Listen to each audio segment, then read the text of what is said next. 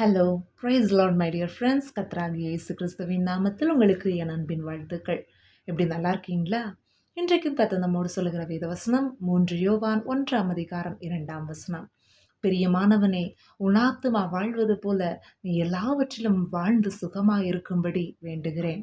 Dear friend, I pray that you may enjoy good health and that all may go well with you, even as your soul is getting along well. அருமையான தேவனுடைய பிள்ளைகளே, ஆண்டவர் விரும்புகிறது நம்முடைய ஆத்துமா வாழ வேண்டும். நம்முடைய ஆத்துமா வாழணும்னா அதற்கு என்ன தேவை தெரியுமா? ஆண்டவருடைய வார்த்தை, வசனம். நம்முடைய சரீரத்திற்கு எப்படி உணவு தேவையோ அதே போலதான் நம்முடைய ஆத்துமாவுக்கு உணவு ஆண்டவருடைய வசனம், ஆண்டவருடைய வார்த்தை. ஏசப்பா தம்முடைய சீஷர்களிடம் அவருடைய வசனத்தை கேட்க வந்த மக்களுக்கு உணவளிக்கும்படி கூறுகின்றார். அப்போ இவ்வளவு திரளான ஜனங்களுக்கு நம்ம 200 பணத்துக்கு மேல் அப்பத்தை வாங்கினாலும் அது போதாது என்கிறார்கள். ஆனால் அந்த இடத்துல 2 மீனும் 5 அப்பமும் இருந்தது. ஆண்டவர் அதை ஆசீர்வதித்து எல்லாருக்கும் பரிமாறும்படி கட்டளையிடுகிறார்.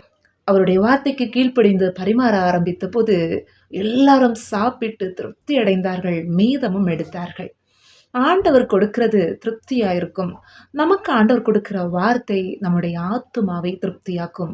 நம்முடைய ஆத்துமா வாழ ஆரம்பிக்கும் போது இந்த உலக பிரகாரமான எல்லா காரியங்களிலையும் ஆண்டவருடைய ஜீவன் வெளிப்படும்.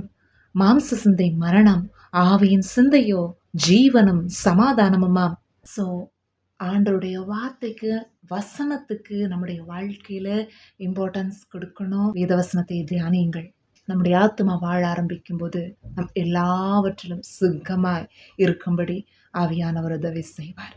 கர்த்தர் தாமே இந்த வார்த்தைகள் மூலமாய் நம்மை ஆசீர்வதிப்பாராக. ஆமென். God bless you all. Bye bye.